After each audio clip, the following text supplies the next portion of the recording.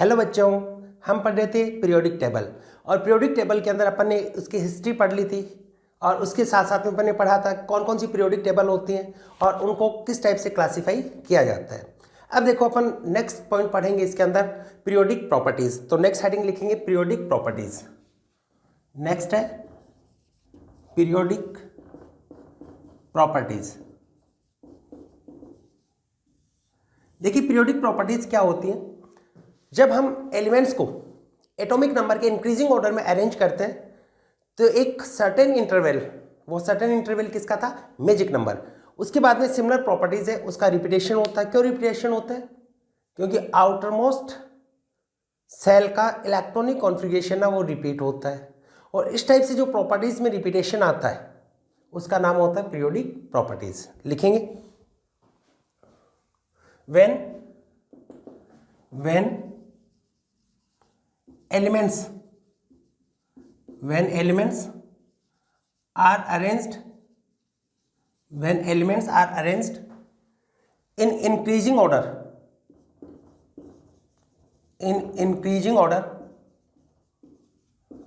of their atomic number,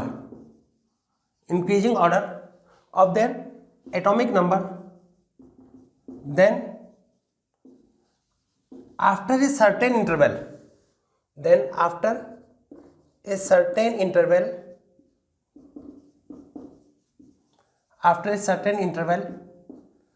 like 2, 8, 8, 18, 18, 32, जिसका नाम अपन क्या देते हैं? Magic number. Then after a certain interval elements with similar properties are repeated. Elements with similar properties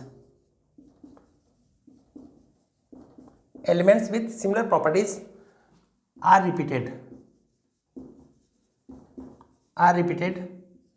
due to repetition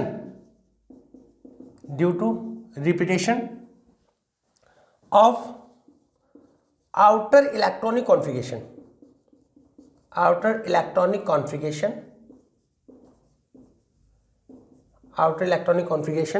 of element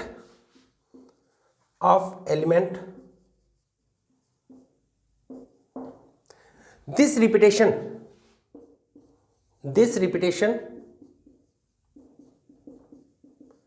in the properties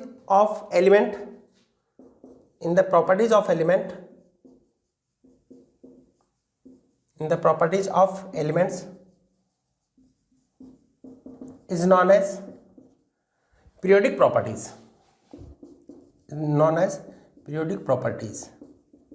देखिए बेटा, आपको क्या बताए, जब एलिमेंट्स है उनको एटॉमिक नंबर के इंक्रीजिंग ऑर्डर में अरेंज करते हैं तो सिमिलर प्रॉपर्टीज का रिपीटेशन होता है। किसके कारण? सेम आउटर इलेक्ट्रॉनिक कॉन्फ़िगरेशन आने के कारण, है ना। तो this repetition in the properties of elements की प्रॉपर्टीज में रिपीटेशन होता है, इसी का नाम क्या होता है? Periodic properties. नोट कर लीजिए इसको। उसके बाद में अपने को पढ़ना है atomic radius, ionisation energy, electron affinity और इसके बाद में पढ़ेंगे इलेक्ट्रोनेगेटिविटी। लेकिन बेटा इन सबसे पहले पढ़ने से पहले मैं एक और बता देता हूं आपको। एक टर्म होती है जो इन सब के लिए बहुत इंपॉर्टेंट होती है, जिसका नाम होता है shielding effect and effective nuclear charge. उसको डिस्कस करेंगे, इसको नोट कर लीजिए।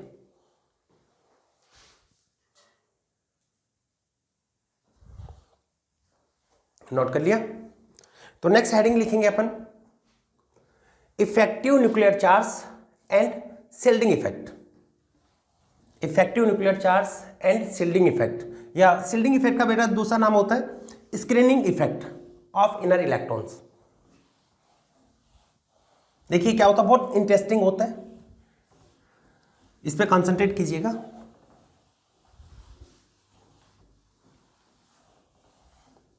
अपना हेडिंग है शील्डिंग इफेक्ट और इसी का दूसरा नाम होता है स्क्रीनिंग इफेक्ट। ये है शील्डिंग इफेक्ट और इसी का बोल देते हैं screening effect of inner electrons, shielding effect, इसी का दूसरा नाम होता है screening effect of inner electron and effective nuclear charge. एक और साथ में मैं लिख देता हूं, एंड इन दोनों को अपन साथ में डिस्कस करते हैं, एंड इफेक्टिव न्यूक्लियर चार्ज,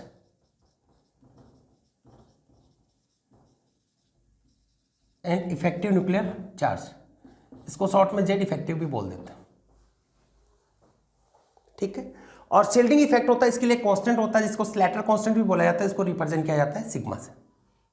देखो अभी सिर्फ बेटा आपको हेडिंग बताए कि अपन क्या पढ़ने वाले हैं, shielding effect and effective nuclear charge. अब देखो ये क्या होता है, मल्टी इलेक्ट्रॉनिक एटम की बात करें, मल्टी इलेक्ट्रॉनिक एटम यानी जिसके पास में इलेक्ट्रॉन्स के नंबर मोर देन 1, उस केस में पूरा समझ रहे, ये आपका न्यूक्लियस है, ये न्यूक्लियस आपका, इधर आपके सेल है, ये मान लेता हूँ थर्ड सेल था ये, जिसमें ये भी होता 3s 3p 3d, उसके बाद में कौन सा आएगा, ये मान लेते हैं 4s, ये मान लें 4s2 है, 3p 6 है, 3d 10 है, 4s2 या 4s1 जो भी मान रहे हो, ये मान लिया, ये इलेक्ट्रॉन है इसका। बेटा इलेक्ट्रॉन भरने का तो एनर्जी लेवल के बेसिस पे n+l रूल के बेसिस पे ये होता है कि 4s में इलेक्ट्रॉन पहले भरा जाता है, उसके बाद में 3d में आते हैं, लेकिन सेल में देखोगे तो पहले कौन प्रेजेंट रहेगा, 3 बेटा पहले रहेगा, उसके बाद में कौन आएगा 4। अब देखो यहाँ पे क्या होगा, ये आपका वैलेंस इलेक्ट्रॉन है, सबसे लास्ट वाला इलेक्ट्रॉन है। यहां पे आपने देखा, इसके अंदर अपन बात कर रहे हैं, न्यूक्लियस इस पे क्या लगाता है, अट्रैक्शन, न्यूक्लियस क्या करेगा, अट्रैक्शन। ये होगा न्यूक्लियस पे कौन सा चार्ज होता है, पॉजिटिव चार्ज, और इस पे पॉजिटिव चार्ज किसके बराबर होते हैं, एटॉमिक नंबर के इक्वल, एटॉमिक नंबर के इक्वल, या फिर आप ये कह सकते हो जितना एटॉमिक नंबर होता है उतने न्यूक्लियस में क्या होते हैं, प्रोटॉन।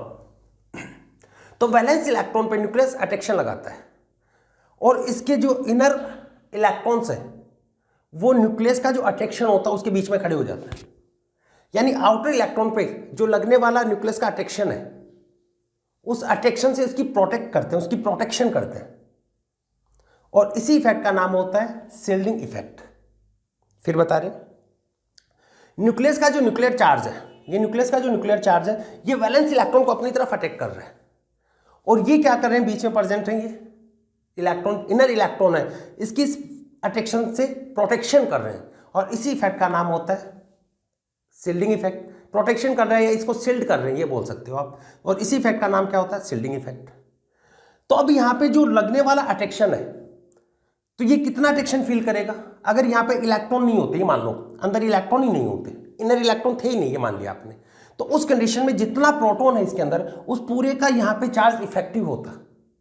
लेकिन अब अंदर वाले इलेक्ट्रॉन तो उस अट्रैक्शन को कम कर दिया, तो क्या उतना चार्ज फील करेगा, क्या नहीं, उससे चार्ज क्या हो जाएगा, कम हो जाएगा।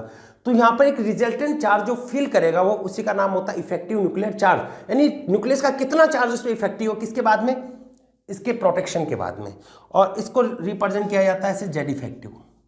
और ये जेड इफेक्टिव होता है, प्रोटॉन का चार्ज तो न्यूक्लियर चार्ज तो जेड होगा, लेकिन अंदर वाले इलेक्ट्रॉन है ये इसको रिपेल कर रहे हैं, या इसका जो अट्रैक्शन है, न्यूक्लियस से जो अट्रैक्शन लग रहा है उसको शील्ड कर रहे हैं, और उसको अपन रिप्रेजेंट करते हैं सिग्मा से। तो इफेक्टिव चार्ज किसके बराबर होता है, जेड माइनस सिग्मा के इक्वल होता है, जहां पर जेड तो किसको रिप्रेजेंट करता है, total nuclear charge of nucleus, total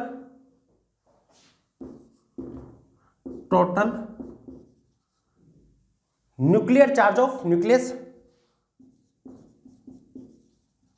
यानी एटॉमिक नंबर। सिग्मा होता है शील्डिंग, या आप इसी को बोल सकते हो स्क्रीनिंग कांस्टेंट, या स्लैटर कांस्टेंट भी बोला जाता है, स्क्रीनिंग कांस्टेंट इसके इक्वल होता है। शील्डिंग कांस्टेंट या screening constant of inner electrons,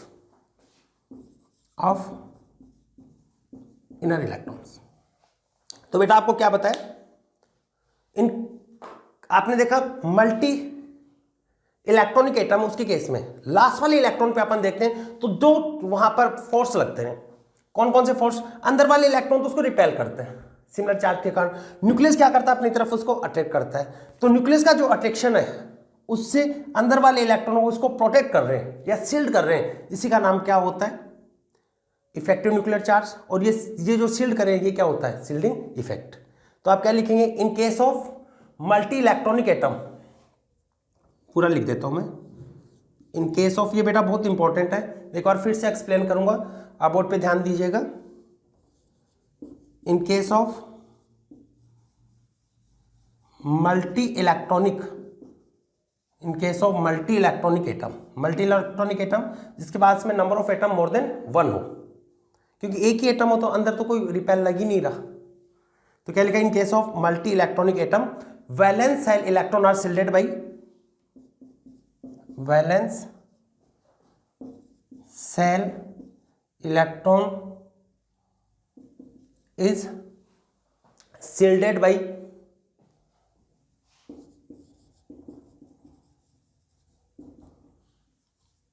shielded by inner electron from inner electrons from nuclear charge of nucleus, from nuclear charge of nucleus। ठीक है, this effect is known as shielding effect और screening effect. Clear हो गया। अंदर वाले electron है वो बाहर वाले इलेक्ट्रॉन पे जो रिपल्सन लगा रहे हैं जिससे उसकी न्यूक्लियर चार्ज से प्रोटेक्शन हो रही है, इसी इफेक्ट का नाम क्या होता है, शील्डिंग इफेक्ट। तो लिखेंगे this effect of inner electrons, this effect of inner electrons, this effect of inner electrons is known as shielding effect, is called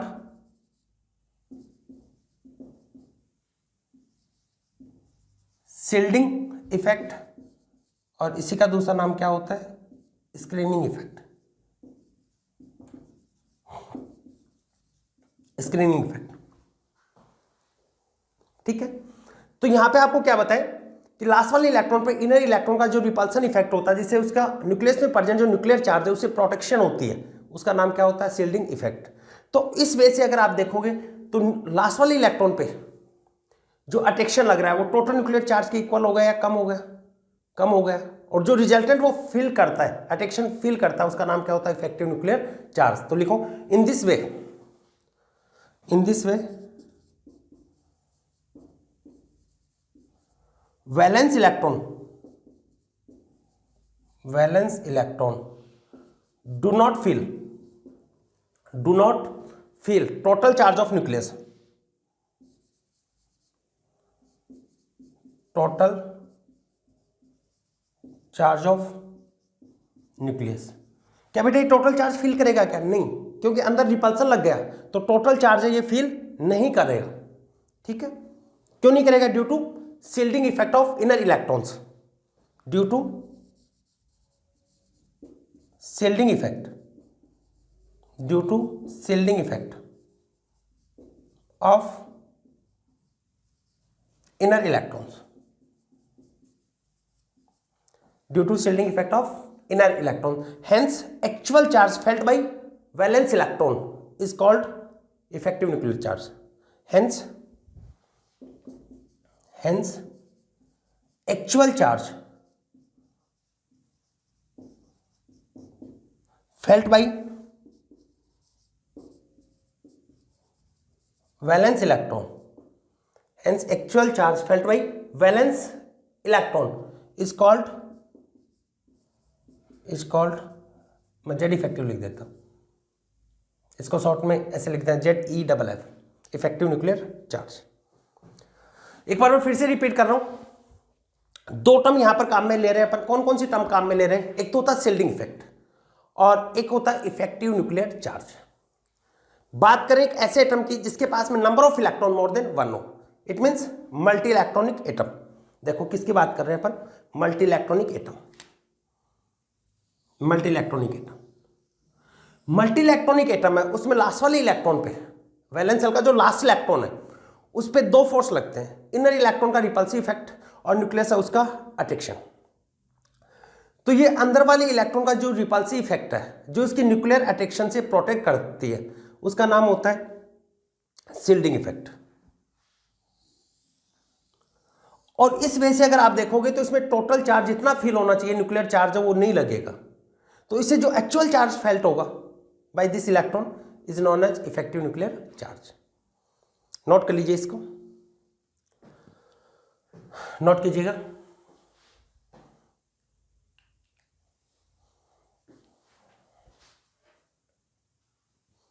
note कर लिया। जैसे आपसे यहां पे ये पूछा जाए इस लास्ट इलेक्ट्रॉन पे ये अंदर वाले इलेक्ट्रॉन रिपल्सिव इफेक्ट लगा रहे हैं, तो उनका ऑर्डर ऑफ शील्डिंग इफेक्ट क्या होगा? Order of shielding effect. तो बेटा सेम सेल की बात करें तो जो न्यूक्लियस के ज्यादा पास में होगा वो क्या करेगा? न्यूक्लियस के चारों तरफ घेरा रखेगा। देखो ये न्यूक्लियस है, ये इसके ज्यादा पास में है, तो ये क्या करेगा? ऐसे ढक लेगा इसको। ये करेगा भाई मैं नहीं आने दूंगा, इससे ज्यादा पास में तो ज्यादा ऐसे सराउंड कर लेगा। तो ये क्या करेगा? उसके अट्रैक्शन फोर्स है, उस पर लगने वाला न्यूक्लियस है, उसके अट्रैक्शन फोर्स को सबसे ज्यादा कम करेगा। यानी सबसे ज्यादा इफेक्टिव किसका होगा? जो न्यूक्लियस के ज्यादा पास में होगा।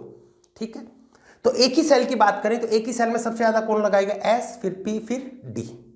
ये बेटा डिस्टेंस के ऊपर भी डिपेंड करता है। जैसे एक तो यहां पर मैंने बोल दिया 3D का और एक बोल दिया 7s, तो 7s तो न्यूक्लियस से और दूर चला गया, तो जितना दूर जाता जाएगा उसका शील्डिंग इफेक्ट उतना ही कम होता जाएगा। तो न्यूक्लियस के जो ज्यादा क्लोज है वो न्यूक्लियस को ज्यादा सराउंड कर लेगा, ढक लेगा कि हम नहीं लगाने देंगे, हम अपने ऊपर ही अट्रैक्शन रखेंगे, आपका बाहर वाले पे अट्रैक्शन नहीं लगने देंगे। तो उसके अट्रैक्शन को, उससे बाहर वाले पर अट्रैक्शन से प्रोटेक्शन ज्यादा कौन करेगा?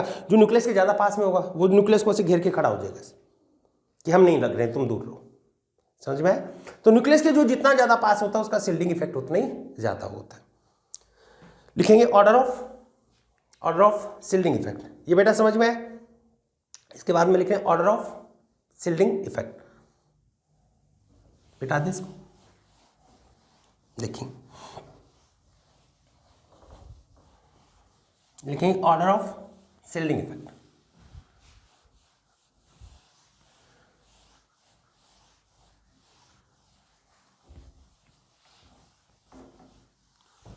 Order of shielding effect.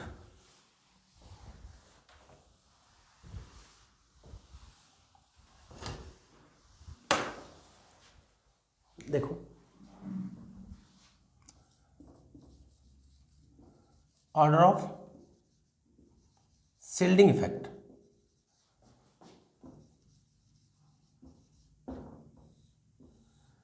Shielding effect इसका क्या ऑर्डर होता है? तो आपको पता है जो न्यूक्लियस के जितना पास में होगा वो न्यूक्लियस को सराउंड कर लेगा, तो बाहर वाले इलेक्ट्रॉन पर अट्रैक्शन कम होता जाएगा। वहां पर सेल का नंबर सेम होना चाहिए। पहला देखो, जैसे 4 सेल की बात करें तो क्या होगा? 4s, 4p, 4d, 4f। किसके लिए? 4 same value of n, 4 same value of n, shell number same हो। अगर सेल का नंबर सेम होगा उस कंडीशन में s न्यूक्लियस के ज्यादा पास में होगा, उसके बाद में p आएगा, फिर d आएगा, फिर f आएगा। Shielding effect also depends on distance. कैसे? मैं तो एक तो बात करूं 3D की और एक बात करूं 4s की, तो 3D के बाद में आ रहा 4s, तो न्यूक्लियस को ज्यादा पास में कौन होगा? 3D। ठीक है, तो क्या लिखें? Shielding effect. Shielding effect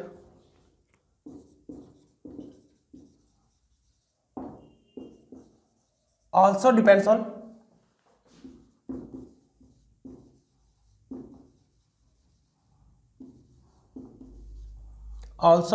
upon distance from nucleus। Nucleus से डिस्टेंस पे भी डिपेंड करता है। जैसे मैंने एग्जांपल लिया 3D और 7s में किसका ज्यादा होगा? S का ज्यादा होता, P से ज्यादा होता, D फिर होता D, फिर F, ये होता ऑर्डर SPDF। लेकिन वो किसके केस में होता है? सेम सेल के केस में होगा। ठीक है, डिस्टेंस आ गई तो उस कंडीशन में जो ज्यादा पास में होगा वो ज्यादा सराउंड करेगा, तो दूसरे पे लगने वाला अट्रैक्शन फोर्स को कंपेरेटिव लेस कर देगा। देखो ये लिख सकते हैं शील्डिंग इफेक्ट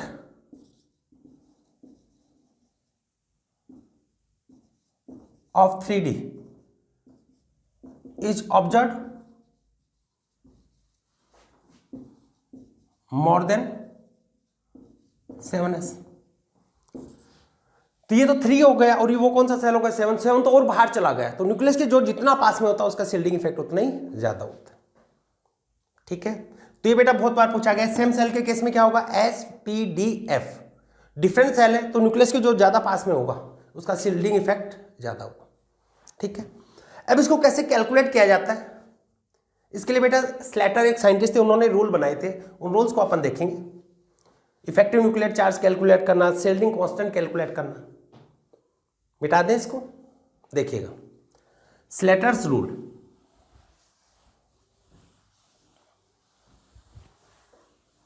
मैं एक साइड में लिख देता हूं स्लेटर्स रूल, फिर अपन एक साइड में इसको कैलकुलेट करेंगे।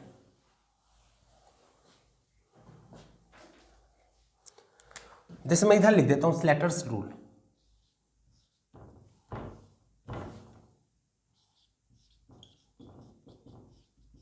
स्लेटर्स रूल, स्लेटर ने क्या बोला था, जेड इफेक्टिव इक्वल टू होता है जेड माइनस सिग्मा। यहां पर जेड क्या होता है, टोटल न्यूक्लियर चार्ज, किसके इक्वल होता है, एटॉमिक नंबर या नंबर ऑफ प्रोटॉन। सिग्मा क्या होता है, शील्डिंग कांस्टेंट या स्लेटर कांस्टेंट भी बोल देते हैं। और यहां पर सिग्मा कंट्रीब्यूशन फॉर इलेक्ट्रॉन, बता रहे हैं किसका कितना रहेगा, कंट्रीब्यूशन फॉर इलेक्ट्रॉन। दिखाई दे रहा है ना, साइड में कर तो नहीं रहा ना, कैमरा चेक कर लेते हैं, दिखाई दे रहा है। देखो मैं यहां पे एक टेबल टाइप का बना देता हूं, where electron is present in nth cell, n-1 cell, n-2 cell और लोअर सेल, n-2 n-3 इस टाइप से, और पहले वाले सेल। इसके लिए मैं एक टेबल बना रहा हूं,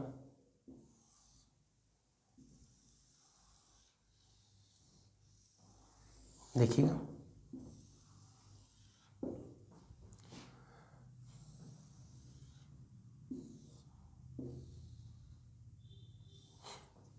एक टेबल बना रहे, किसकी कितना वैल्यू होती है ये बता रहे,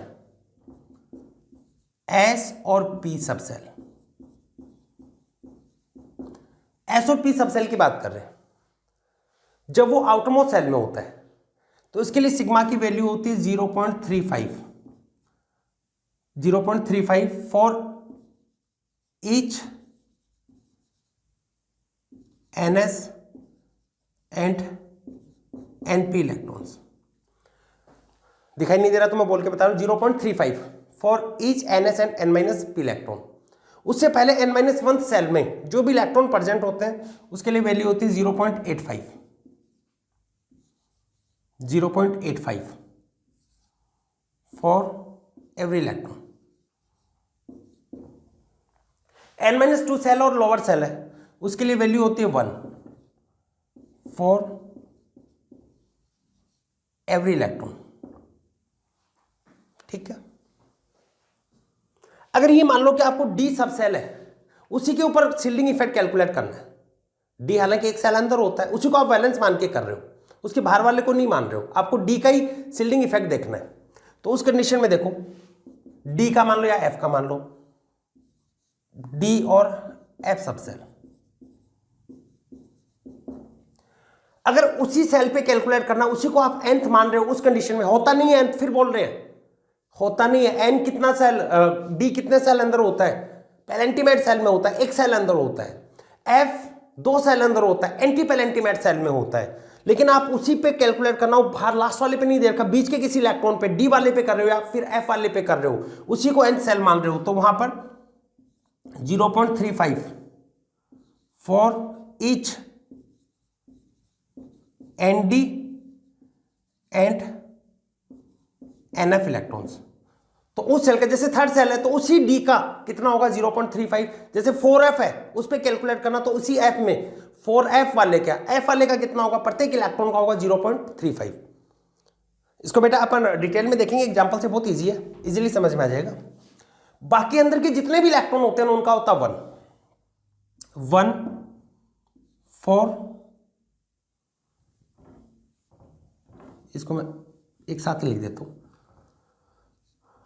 1 4 एवरी nth n-1 और जो अंदर वाले सबका, या जितने भी इनर इलेक्ट्रॉन है उनका। फिर से बोल रहे, आउटर सेल में या तो बेटा S होता है P होता है। अगर उसकी बात करें तो उसके जितने भी सेल रहे आउटर मोस्ट में का जो भी S और P वाला है, उस कंडीशन में लास्ट वाले पे तो अपने को रिपल्सन देखना है। उस कंडीशन में उसके जितने भी उस सेल में प्रेजेंट S और P के इलेक्ट्रॉन, उसका एवरी इलेक्ट्रॉन का कितना होगा 0.35। इनर जितने भी हैं n-1 वाले में उसका होता है 0.85, और इनर आएंगे उसका कितना होगा 1। अगर D और F पे कैलकुलेट करना है तो बेटा D और F वैलेंस सेल में नहीं होते, या तो पैलेंटीमेट सेल में होते हैं या फिर एंटी पैलेंटीमेट सेल में होते हैं। और उस कंडीशन में उस पर शील्डिंग देखना हो तो उस सब सेल के खुद के इलेक्ट्रॉन्स का होता है 0.35 और इनर एवरी इलेक्ट्रॉन्स का कितना होगा 1। ठीक है। और आउटर इलेक्ट्रॉन कभी भी इनर पे रिपल्सन नहीं लगाते, ये कंसीडर नहीं होता। रिपल्सन या शील्डिंग किसका कंसीडर होता है, इनर का आउटर पे। बेटा न्यूक्लियस है, अंदर वाले तो उसको सराउंड करेंगे, तो इनर वाले का किस पे देखा जाता है, आउटर पे। आउटर का इनर पे नहीं देखते। ठीक है। एक और बता देते हैं, अगर वैलेंस सेल में 2 इलेक्ट्रॉन हो या वैलेंस सेल कौन सा हो NS, तो उस कंडीशन में उसके जो लगने वाला सिग्मा होता है वो होता है 0.30। देखो व्हेन, 2 पॉइंट और बता देता हूं, when electron is present in 1s subshell, 1s subshell यानी फर्स्ट ही सेल हो 1s subshell, then its configuration, sorry, then its contribution is 0.30। या फिर ये कह सकते हैं 2 इलेक्ट्रॉन सिस्टम हो, for 2 electron system,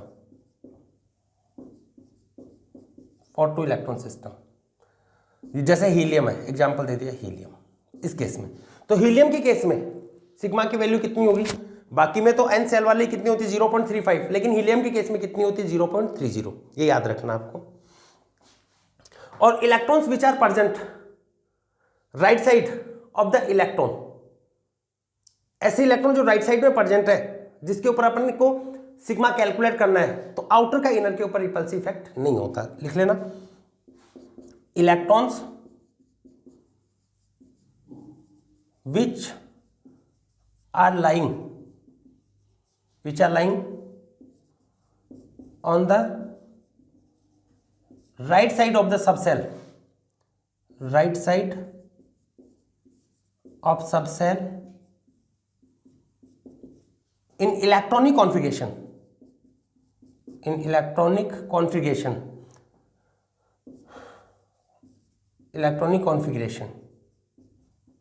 has no contribution, has no contribution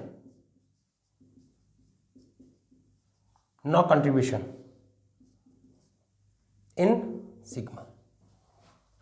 बाहर वाले इलेक्ट्रॉन का अंदर वाले इलेक्ट्रॉन पे कोई भी सिग्मा नहीं लगता। जैसे ये दे रखा हो 3d 4s2, 3d मान लो कि यहाँ पे कोई इलेक्ट्रॉन है 10, ऐसे 9+1 लिख दिया, इस पे कैलकुलेट करना है, फिर 4s2 है तो ये बाहर हो गया ना 4s, तो अंदर वाले का बाहर पे लगता है, बाहर वाले का अंदर पे नहीं लगता।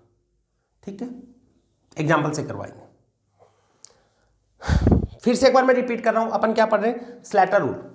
स्लैटर रूल से अपने को जेड इफेक्टिव कैलकुलेट करना है। ठीक है, जेड इफेक्टिव होता है जेड माइनस सिग्मा। जेड होता है टोटल न्यूक्लियर चार्ज जो न्यूक्लियस में प्रेजेंट होता है, टोटल किसके बराबर होता है, प्रोटॉन के नंबर के इक्वल होता है।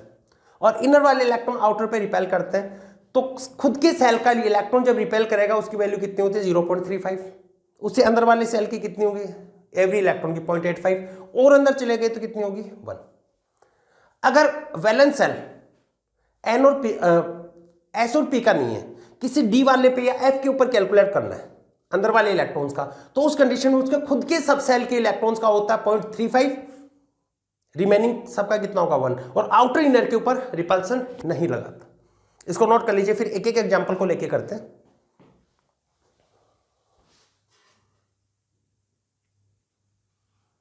नोट कर लिया, दिखाई तो दे रहा ना लास्ट तक?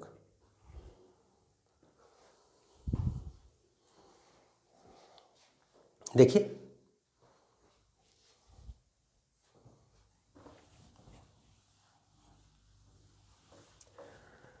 अपन बात करते हैं हाइड्रोजन की। हाइड्रोजन क्या होता है 1s1। एक इलेक्ट्रॉन पे तो कैलकुलेट करना ही है, जैसे ये न्यूक्लियस, ये वाला एक ही इलेक्ट्रॉन है तो मल्टी इलेक्ट्रॉनिक तो है ही नहीं। जेड इफेक्टिव क्या होता है Z माइनस सिग्मा, इस पे तो आपको रिपल्सन कैलकुलेट ही करना है, तो अंदर तो कोई इलेक्ट्रॉन है ही नहीं, कितना होगा रिपल्सन 0, जेड की वैल्यू कितनी है 1, तो जेड इफेक्टिव किसके बराबर होता है टोटल न्यूक्लियर चार्ज के इक्वल। ये कहां पे बताया आपको, कहां पे लगता है मल्टी इलेक्ट्रॉनिक एटम में, जैसे हीलियम। बात करते हैं हीलियम। देखो एटॉमिक नंबर कितना होता है 2,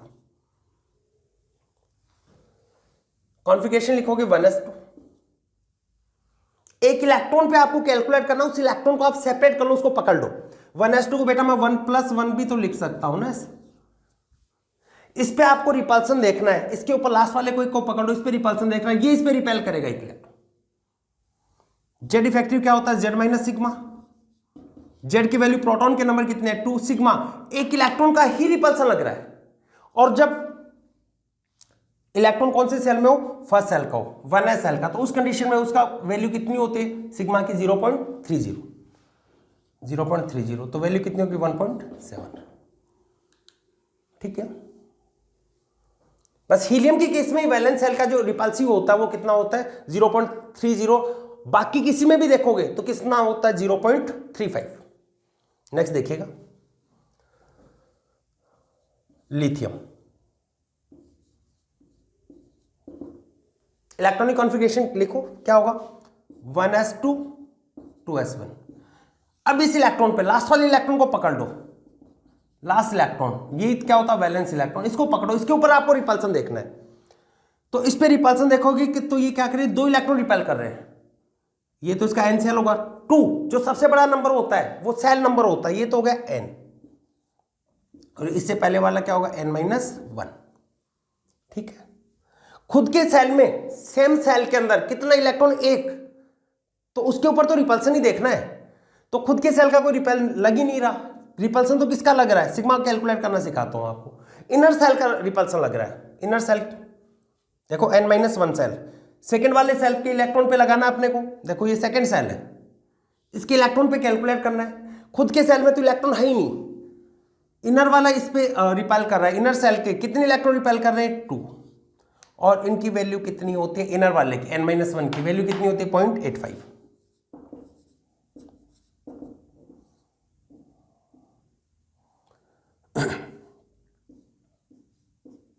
ये हुआ क्या 1.5 to 10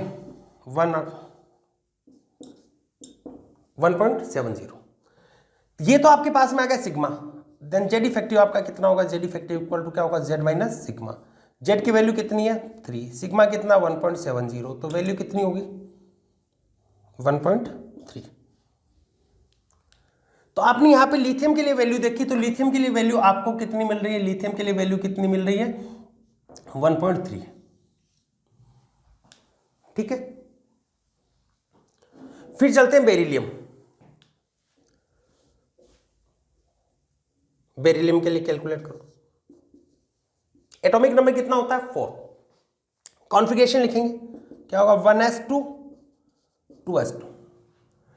वैलेंस सेल के एक इलेक्ट्रॉन को सेपरेट कर लो जिसके ऊपर रिपल्सन देखना है, तो 2 को मैं 1+1 लिख लेता हूं, 1+1। इस इलेक्ट्रॉन पे कैलकुलेट करना है, टोटल 4 इलेक्ट्रॉन है, तो एक इलेक्ट्रॉन पे रिपल्सन कैलकुलेट करना है, तो कितने इलेक्ट्रॉन रिपेल करेंगे, इनर 3 इलेक्ट्रॉन रिपेल करेंगे। एक इलेक्ट्रॉन है वो तो सेम सेल का है, और 2 इलेक्ट्रॉन है वो इससे पहले वाले सेल के। तो आप यहां पे सिग्मा देखेंगे, सेम सेल में तो एक ही इलेक्ट्रॉन है जिसकी वैल्यू कितनी होती है 0.35। इनर के अंदर कितने इलेक्ट्रॉन है 2 जिसकी वैल्यू कितनी होती है 0.85। तो ये तो कितना होगा 0.35, 1.70, 5, 2.05। तो यहां पे वैल्यू क्या होगी सिग्मा की 2.05। Then Z effective equal to Z minus sigma. Z कितना है 4, सिग्मा कितना आ गया 2.05, माइनस करो कितना हो गया 1.95। ठीक है, ऐसे कैलकुलेट करना है, नोट कर लीजिए इसको और करवाते हैं।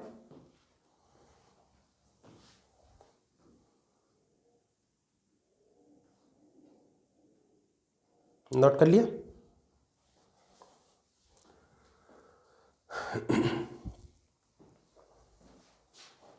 मिटा दें इनको।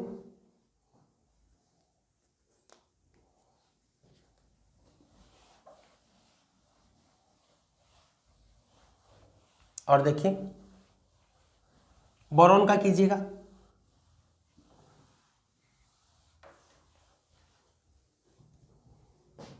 बोरॉन का कीजिएगा। एटॉमिक नंबर होता है 5। कॉन्फ़िगरेशन लिखेंगे क्या होगा 1s2 2s2 2p1। Total electron होते हैं 5। एक के ऊपर आपको कैलकुलेट करना होता है। तो कितने इलेक्ट्रॉन रिपेल करेंगे इनर 4 इलेक्ट्रॉन। ये लास्ट इलेक्ट्रॉन हो गया। सेल को देखना, ये सेम सेल होगा सेकंड वाला, इसको n लिख लिया करो। ये 2 से 1 माइनस है तो ये क्या होगा n-1। सिग्मा कैलकुलेट करना है। टोटल 5 इलेक्ट्रॉन और 4 इलेक्ट्रॉन रिपेल कर रहे हैं, जिसमें 2 इलेक्ट्रॉन तो सेम सेल के, 2 इलेक्ट्रॉन सेम सेल, और सेम सेल वाले का कितना होता है 0.35, और 2 इलेक्ट्रॉन इनर सेल के जिसका कितना होता है 0.85।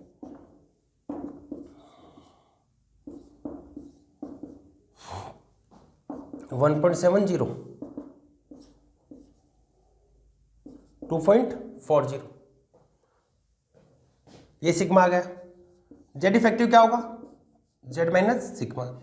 जेड कितना है 5, 2.40 तो कितना हो 2.60। कीजिए नोट।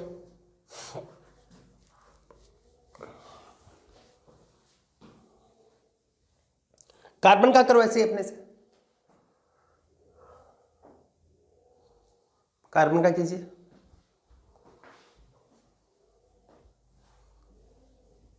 किया। कार्बन एटॉमिक नंबर कितना होता है 6।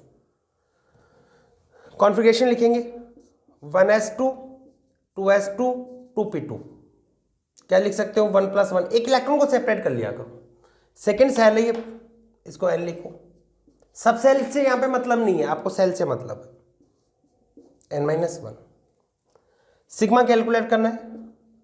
टोटल 6 इलेक्ट्रॉन है, रिपेल कितने इलेक्ट्रॉन करेंगे 5, जिसमें से सेम सेल के कितने इलेक्ट्रॉन है 3 electron present in same shell, और इसका कितना होता है 0.35, और 2 इलेक्ट्रॉन है वो इनर के, जिसका कितना होता है 0.85। इसको ऐड करोगे तो ये आएगा 2.75। देन जेड इफेक्टिव क्या होगा Z minus sigma. Z minus sigma और कितना होगा 6 - 2.75 तो कितना होगा 3.25। नोट कीजिए 3.25।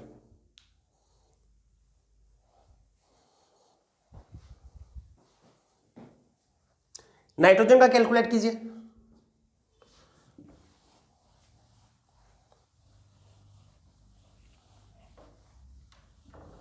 नाइट्रोजन का देखिएगा कितना है। नाइट्रोजन एटॉमिक नंबर होता है 7। क्या हुआ 1s2 2s2 2p3 होता है तो 2 + 1 लिख लो। टोटल 7 इलेक्ट्रॉन है, जिसमें 6 इलेक्ट्रॉन रिपेल करेंगे। ये आपका क्या होगा n सेल, और ये वाला क्या होगा n-1 shell. First of all sigma देखो कितना है। लास्ट वाले इलेक्ट्रॉन पे कैलकुलेट करना है खुद के सेल के कितने इलेक्ट्रॉन लगा रहे हैं। सेल को देखो टोटल 4 इलेक्ट्रॉन लगा रहे हैं, और सेम सेल का कितना होता 0.35। 2 इनर सेल है, इनर सेल का कितना होता 0.85। ऐड कर लो इसको।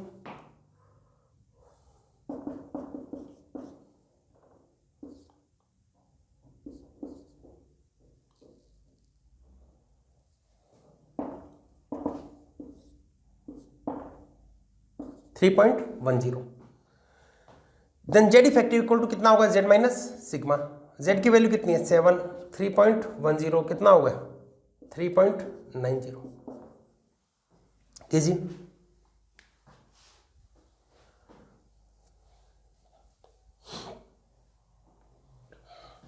ठीक है, ऑक्सीजन का कैलकुलेट करो, ऑक्सीजन का कैलकुलेट कीजिएगा।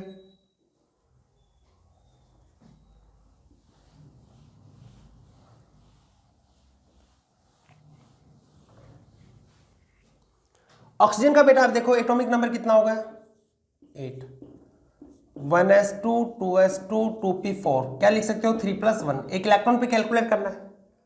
सेकेंड है ये आउटरमोस्ट सेल होगा एन सेल, तो 1 क्या होगा यहाँ पे n-1 इनर सेल होगा इसके कंपैरिजन में। सिग्मा कैलकुलेट करना है, सेम सेल के कितने इलेक्ट्रॉन रिपेल कर रहे हैं 3, होता कितना 0.35, 2 इनर सेल के कितना होता 0.85, 1.70।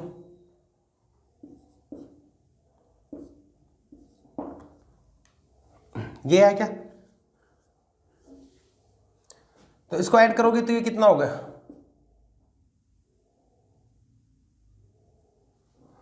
ऐड किया तो कितना आ रहा है 5 7 2,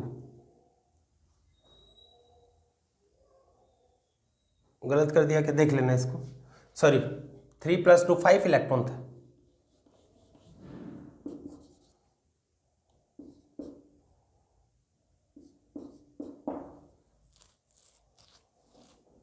ये हुआ क्या, तो इनको ऐड करोगे कितना होगा 5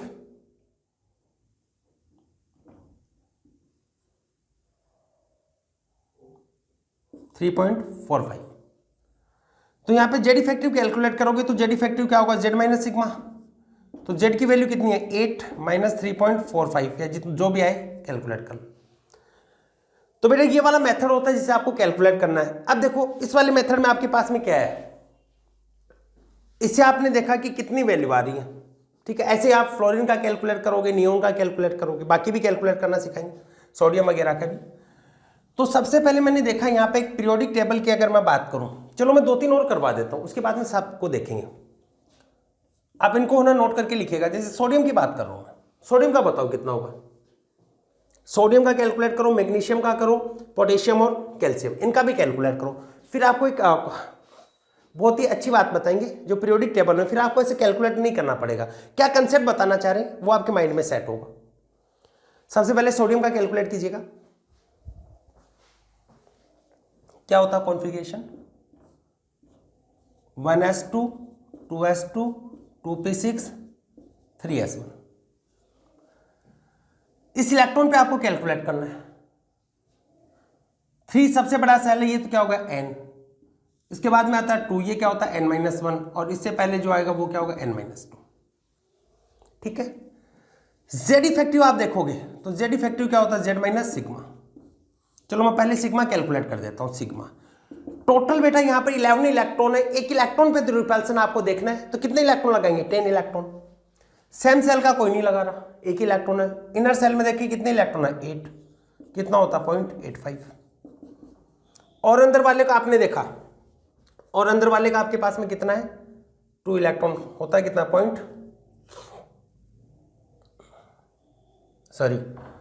बाकी सबका कितना होता 1 ही होता ना, ये हो गया 2,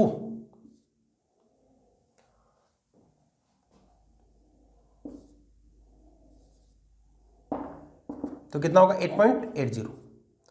जेड इफेक्टिव होता है जेड माइनस सिग्मा, जेड कितना होता है 11, सिग्मा की वैल्यू कितनी है 8.80, तो कितना होगा 2.2। तो सोडियम का जेड इफेक्टिव कितना होगा 2.2, माइंड में सेट रखना है। मैग्नीशियम का कैलकुलेट करो, मैग्नीशियम का कैलकुलेट करो,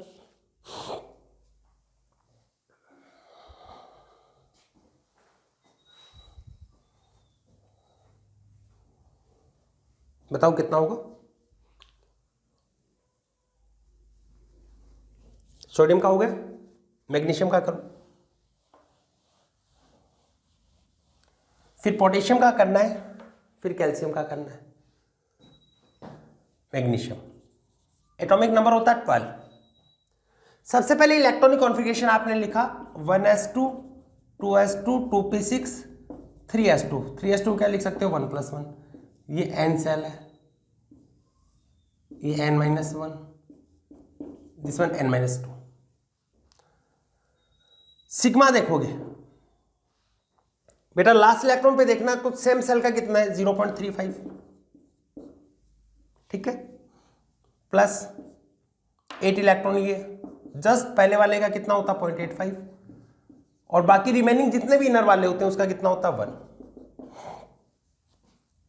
तो 0.35 इसको अपन ने किया था, कितना आ रहा थी 6.80, और ये क्या होगा 2,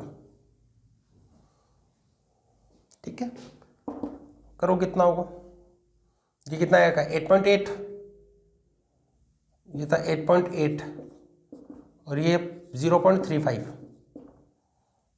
5, 11, 9.15। आपको कैलकुलेट करना जेड इफेक्टिव। तो जेड इफेक्टिव क्या होता है, जेड माइनस सिग्मा। जेड की वैल्यू कितनी है 12, सिग्मा आपके पास में कितना है 9.15, ठीक है।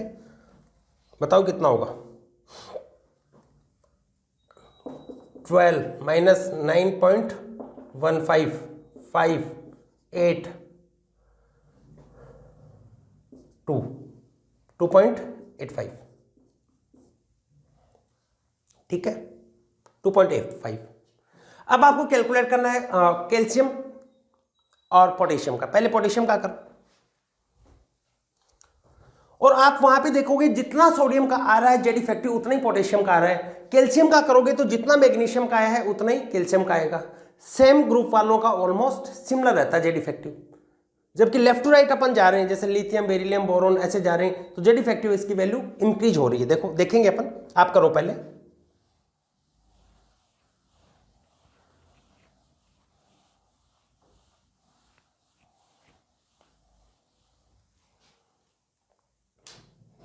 देखो पोटेशियम एटॉमिक नंबर होता है 19, कॉन्फ़िगरेशन लिखेंगे 1s2 2s2 2p6 3s2 3p6 and 4s1। इस पे कैलकुलेट करना है। ये आपका होगा n सेल, ये वाले क्या हो गए n-1, ये n-2, ये n-3, n और n-1 का ही देखना, बाकी रिमेनिंग का तो एवरी इलेक्ट्रॉन का कितना होगा 1। देखो आप कैलकुलेट करेंगे Z effective. Z effective equal to होता है Z minus sigma. Z nuclear charge किसके इक्वल होता है, एटॉमिक नंबर या प्रोटॉन के नंबर। कितना हो गया 19। सिग्मा देखोगे सेम सेल में तो ही नहीं, जस्ट पहले वाले में कितने 8, और पहले वाले का कितना होता है 0.85, ठीक है। इनर कितने इलेक्ट्रॉन हो गए, बाकी जितने भी इलेक्ट्रॉन है n-1 से पहले जितने भी सेल के इलेक्ट्रॉन सबका कितना होगा 1। कितने बच गए 10। सॉल्व करो कितना आएगा 2.2। सोडियम का भी 2.2 था, पोटेशियम का भी कितना है 2.2। इट मींस पोटेशियम के नीचे क्या था सोडियम। रुबिडियम का देखोगे तब भी कितना होगा 2.2। सीजियम का देखोगे तब भी कितना आएगा 2.2। यानी सेम ग्रुप का ऑलमोस्ट क्या रहता है सेम।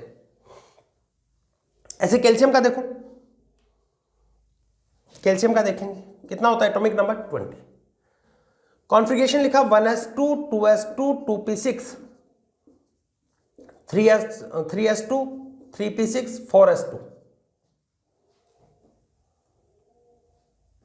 4s2 क्या लिखोगे 1+1। इस लास्ट वाले इलेक्ट्रॉन को सेपरेट करके लिख लिया करो। इसके ऊपर तो रिपल्सन देखना ही है।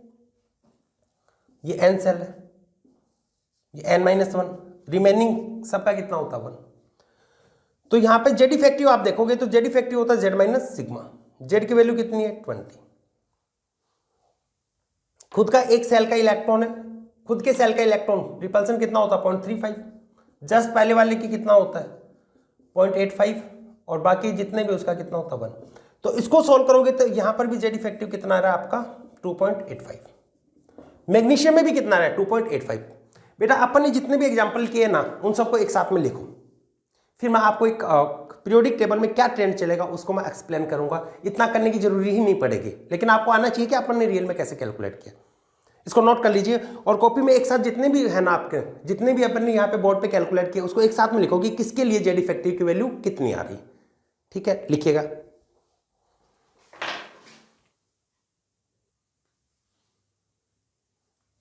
नोट कर लिया। अब देखिए एक बार मैं इसको हटा देता हूं, अब तो आपको याद हो गया होगा। डी वाले का और एग्जांपल करेंगे अभी अपन। देखो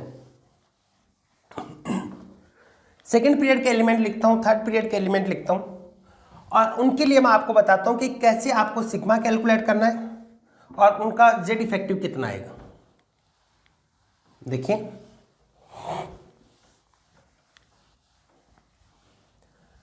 पीरियोडिक टेबल में देखो पीरियड और ग्रुप्स की बात कर रहे हैं। जैसे सेकंड पीरियड एलिमेंट है,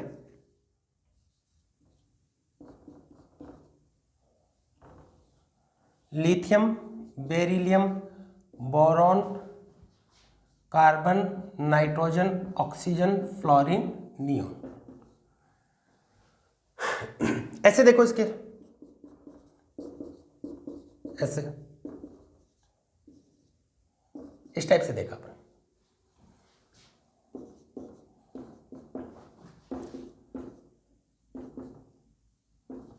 देखिए आपने यहां पे देखो ये सेकंड पीरियड है, सेकंड पीरियड सेल नंबर तो कौन सा होगा, फिक्स होगा 2। ये थर्ड पीरियड है तो इसका सेल नंबर कितना होगा 3। ये फोर्थ पीरियड है, सेल नंबर कितना होगा 4 और ये कितना होगा 5। एक ही सेल के अंदर जब इलेक्ट्रॉन इंटर करता है, ध्यान दीजिएगा, एक ही सेल के अंदर जब इलेक्ट्रॉन इंटर कर रहा है तब मैंने यहां पे आपको बताया था इसका जेड इफेक्टिव आया था 1.3। बेरिलियम का बताओ कितना आया था, शायद इसका आया था 1.95। बोरोन का आपने देखा था, बोरोन का कितना आया था 2.60। कार्बन का आपके पास में आया था 3.25, ये आ रहा था। नाइट्रोजन का आया था आपके पास में 3.90। इसका कैलकुलेट करोगे तो ये 4.55 ये आएगा। इस टाइप से आएंगे। वैसे आगे आएगा, देखो इन दोनों के बीच में जो डिफरेंस है वो कितने का है 0.65। ये भी डिफरेंस कितने का आएगा 0.65, ये डिफरेंस भी कितने का 0.65।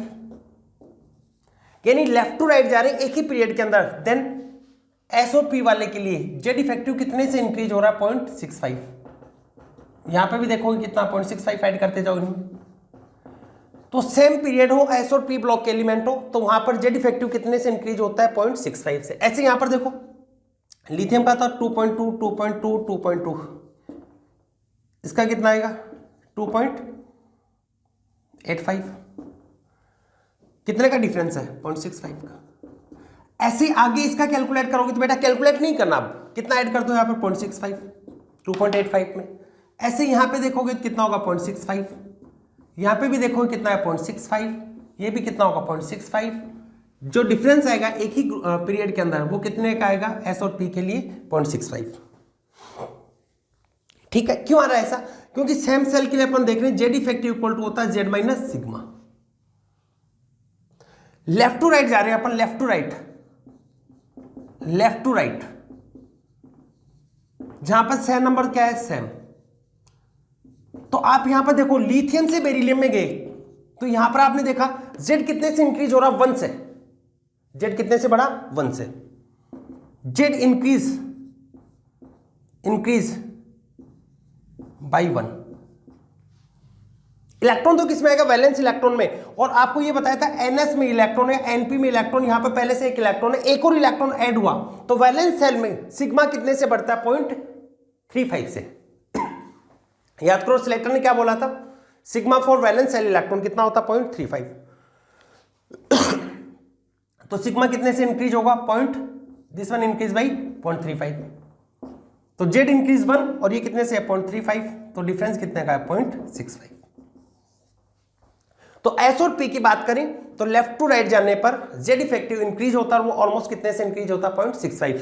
और एक ग्रुप के अंदर आप देखते हो जैसे हालांकि लिथियम का तो अलग आता है, बाकी सब में देखोगे यहाँ पे तो इनके लिए in a same group Z effective remain almost constant. Z effective वो लगभग आपको क्या मिलेगा, कांस्टेंट। आपने देखा था सोडियम का कितना आया था 2.2, पोटेशियम का कितना था 2.2, वैसे मैग्नीशियम का 2.85 था, कैल्शियम का भी कितना आएगा 2.85।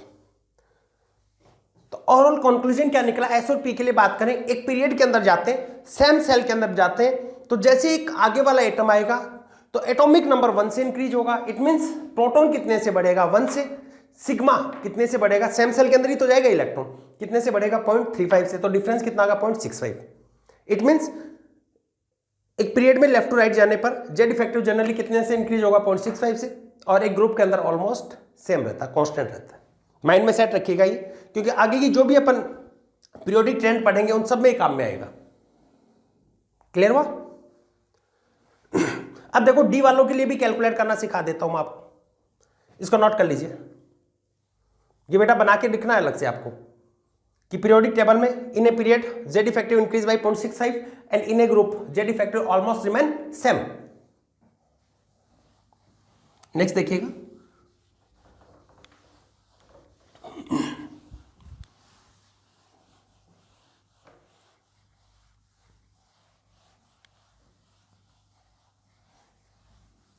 देखो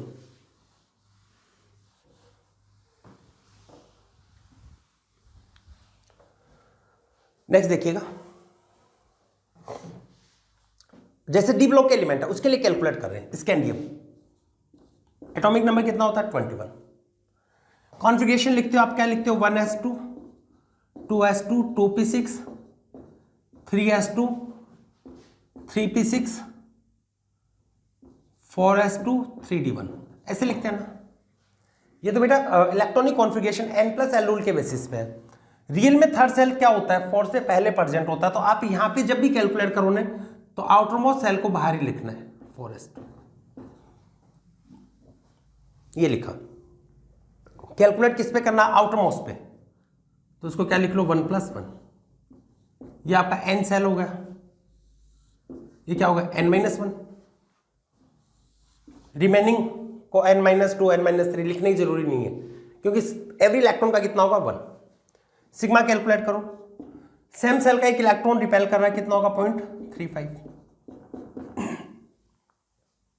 इससे पहले देखा 9 इलेक्ट्रॉन है, कितना होता 0.85, रिमेनिंग कितने 10, कितना होगा 1। सोल्व करते हैं, देखो कितना होगा। कैलकुलेशन बेटा अपने से देख लेना, हो सकता है मिस्टेक हो जाए।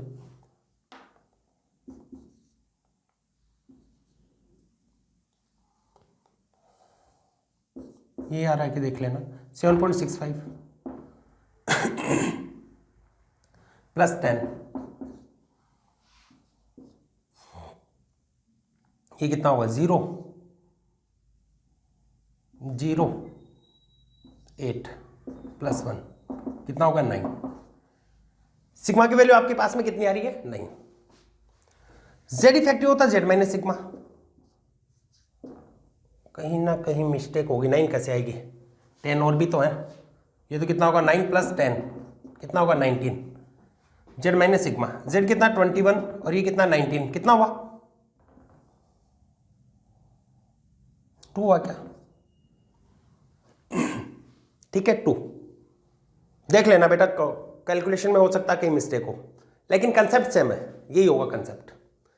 उसके बाद में देखो अपन चेक करते हैं, देखो आपको ये बताएंगे भी चेक करना। टाइटेनियम 22, इलेक्ट्रॉनिक कॉन्फ़िगरेशन लिखिएगा आप टाइटेनियम का, क्या होगा 1s2 2s2 2p6 3s2 3p6 3d2 और 4s2 1+1, ये n हो गया n-1। सिग्मा देखोगे 0.35 इस इलेक्ट्रॉन का सेम सेल के, ये कितने इलेक्ट्रॉन हो गए 10 मल्टीप्लाई 0.85 प्लस 10 कितना होगा 0.35, ये कितना होगा 8.5 प्लस 10, ये हुआ।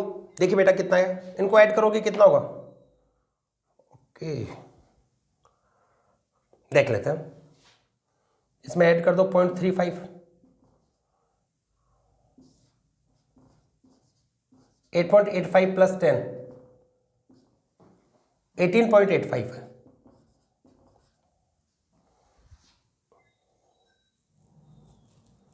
यह रहा क्या, देख लेंगे अभी।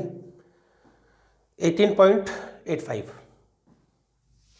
ये बेटा 8 ही तो हुआ था, तो 18 तो ये कितना होगा 3। कैलकुलेशन मिस्टेक थी। देखो यहां पे आपके पास में कितना होगा 18.85। जेड इफेक्टिव कितना होगा, जेड माइनस सिग्मा। जेड दिखेगा कितना है, एटॉमिक नंबर कितना आपका 22, सिग्मा कितना 18.85,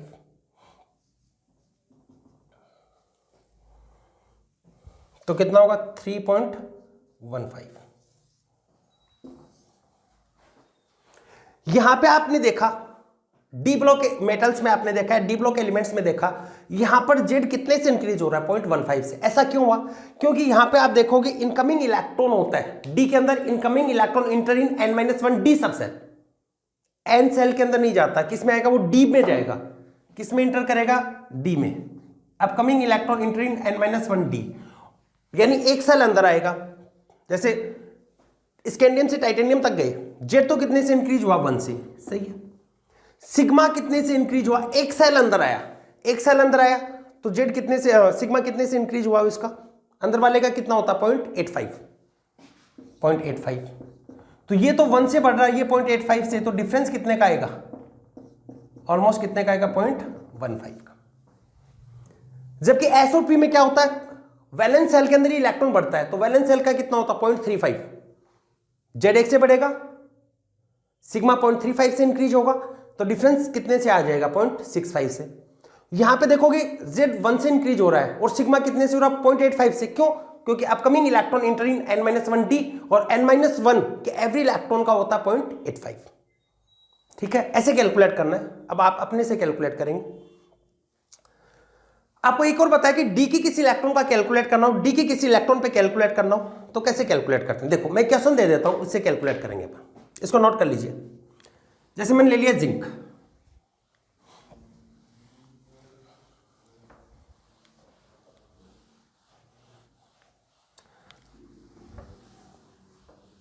कैसे लिखो, calculate the following for zinc.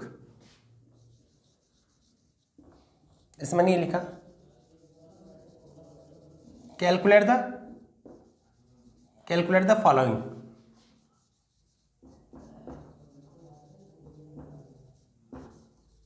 For zinc.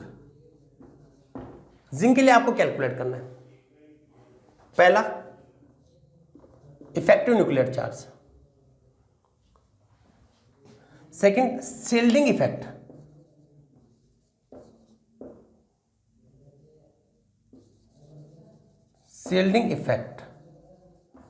On 3D electron, 3D electron का पर शील्डिंग इफेक्ट, आउटरमोस्ट पे नहीं 3D पे। देखो अपने से नोट कीजिए पहले तो, जिंक एटॉमिक नंबर कितना होता है 30। कॉन्फ़िगरेशन लिखेंगे, क्या होगा 1s2 2s2 2p6 3s2 3p6 3d10 4s2 1 + 1। सबसे पहले सिग्मा जेड इफेक्टिव कैलकुलेट करना है, तो जेड इफेक्टिव के लिए क्या होना चाहिए आपके पास में, जेड इफेक्टिव होता है जेड माइनस सिग्मा, तो आपको सिग्मा कैलकुलेट करना चाहिए। सिग्मा कैलकुलेट करते हैं, ये एन सेल हो गया आपका, ये क्या होगा n-1, रिमेनिंग इन सब का तो 1 होता है, तो साथ में लिख रहा हूं। तो लास्ट वाले इलेक्ट्रॉन है, वैलेंस सेल वाले इलेक्ट्रॉन का कितना होता है 0.35। n-1 कितने इलेक्ट्रॉन है 18, कितना होता है 0.85। रिमेनिंग कितने इलेक्ट्रॉन है 10, कितना होगा 1। सॉल्व कर लेना बेटा, ये आएगा 25.65। ठीक है, then Z effective equal to क्या होगा जेड माइनस सिग्मा। जेड आप देखेंगे कितना है, जेड कितना होता है 30, सिग्मा 25.65, तो कितना होगा 4.35। तो अगर आपको ये पूछा जाए कि जिंक इसका इफेक्टिव न्यूक्लियर चार्ज कितना है, तो बेटा इफेक्टिव न्यूक्लियर चार्ज आपका कितना होगा 4.35। अब आपको बताना है shielding effect on 3d electron, इस वाले इलेक्ट्रॉन पे शील्डिंग इफेक्ट, इस वाले इलेक्ट्रॉन पे अंदर वाले इलेक्ट्रॉन का रिपल्सन, यानी इस वाले इलेक्ट्रॉन पे डी के किसी इलेक्ट्रॉन पे सिग्मा कैलकुलेट करना है।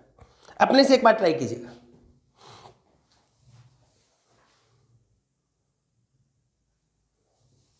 अपने से ट्राई कीजिए कितना आ रहा है।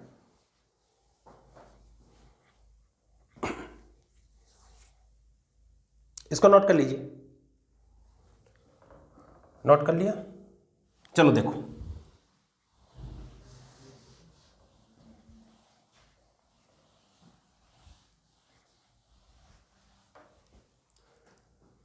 सेकंड वाले का बता रहे हैं solution. Shielding on 3d electron, zinc है, एटॉमिक नंबर 30। ध्यान दे लीजिए, अब देखिएगा 1s2, इधर उधर ध्यान बंद करो, देखो बहुत इंपॉर्टेंट है, कंसेप्ट मिस हो गया तो गलत हो जाएगा। देखो 1s2 2s2 2p6 3s2 3p6 3d10 4s2, किस पे कैलकुलेट करना है 3d इलेक्ट्रॉन पे, तो d के एक इलेक्ट्रॉन पे करना है, तो d के एक इलेक्ट्रॉन को क्या लिखूंगा मैं 9+1, इस पे सिग्मा कैलकुलेट करना है। ये तो इसके राइट साइड हो गया 4s, क्या इसका कोई रिपल्सन होगा क्या, नहीं। शील्डिंग तो किसका होता है, इनर इलेक्ट्रॉन्स का आउटर इलेक्ट्रॉन्स पे, ये नहीं होगा। ये तो बताया था कि आउटर वाले इलेक्ट्रॉन है उसका शील्डिंग 0 होता है, कंसिडर नहीं होता। अब देखो उसके बाद में आप याद कीजिएगा क्या बताया था, उस कंडीशन में d वाला है, अब ये वाला क्या होगा n हो गया, तो खुद के सबसेल का d सबसेल का प्रत्येक इलेक्ट्रॉन का एवरी इलेक्ट्रॉन, इस वाली कंडीशन में every electron of d subshell, इसके लिए सिग्मा होता है 0.35 और रिमेनिंग जितना उसका कितना होगा 1, रिमेनिंग इनर इलेक्ट्रॉन्स, इसका कितना होता 1, आउटर कंसिडर नहीं। देखो तो आप यहां पे सिग्मा कैलकुलेट कर रहे हो डी वाले इलेक्ट्रॉन पे, तो ये जो सेम सबसेल के जो 9 इलेक्ट्रॉन है इनके लिए सिग्मा कितना होता है, एवरी इलेक्ट्रॉन 0.35, रिमेनिंग जितने भी इनर इलेक्ट्रॉन उन सबका 1 होता है। तो इनर देखो कितने हो गए 10 ही हो गए, 80 हो गए, 18 1, आउटर का नहीं होता। देखते हैं कितना आता है, देखियो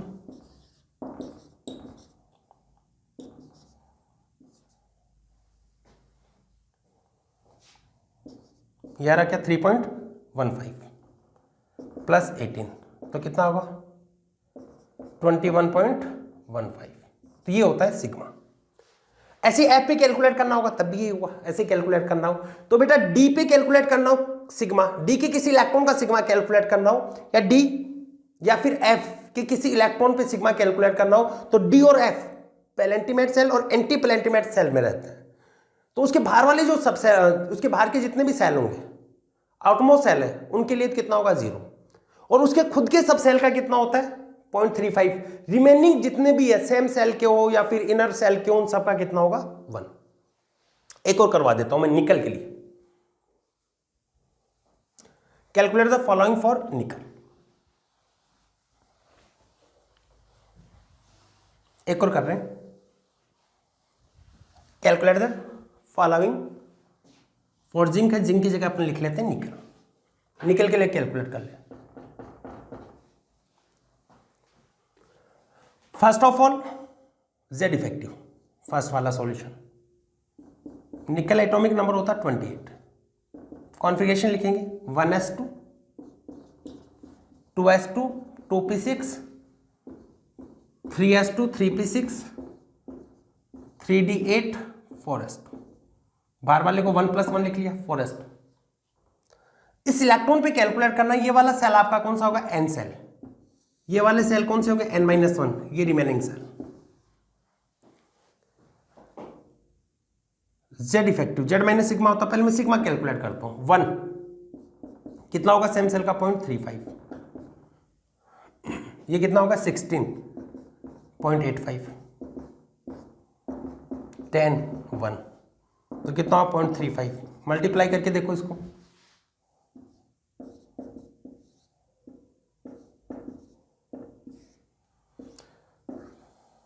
ये हुआ क्या,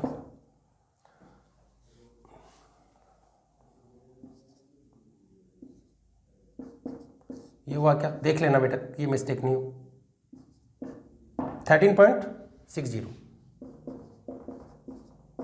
प्लस 10 0.35 5 9 3 1 10 और ऐड कर दो तो कितना होगा 23.95। ठीक है। देन बेटा जेड इफेक्टिव, जेड इफेक्टिव होता है जेड माइनस सिग्मा। जेड की वैल्यू होगी यहां पर 28, ये कितना होगा 23.95 तो कितना होगा 4.05, तो ये होगा जेड इफेक्टिव। जेड इफेक्टिव पूछा है तो जो बाहर वाला इलेक्ट्रॉन उसी पे कैलकुलेट करना, डी पे तो सिग्मा कैलकुलेट होता है, कब, जब कंडीशन आपको गिवन हो। इसके लिए सिग्मा कैलकुलेट करो 3D इलेक्ट्रॉन पे,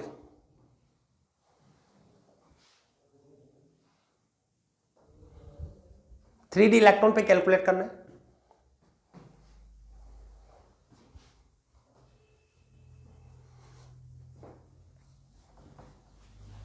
कीजिए,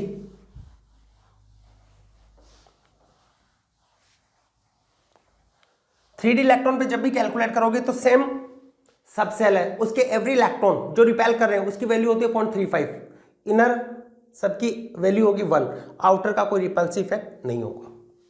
तो इसके लिए देखोगे आप निकल 28 1s2 2s2 2p6 3s2 3p6 3d8 7 + 1 4s2।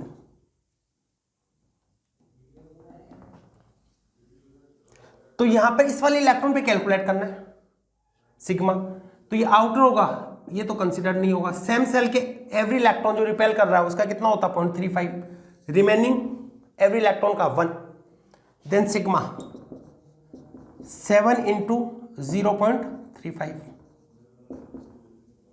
Clear. देखो 10 और 18,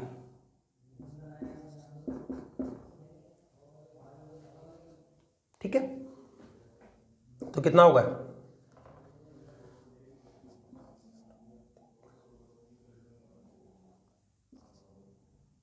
24.5 सॉरी 2.45,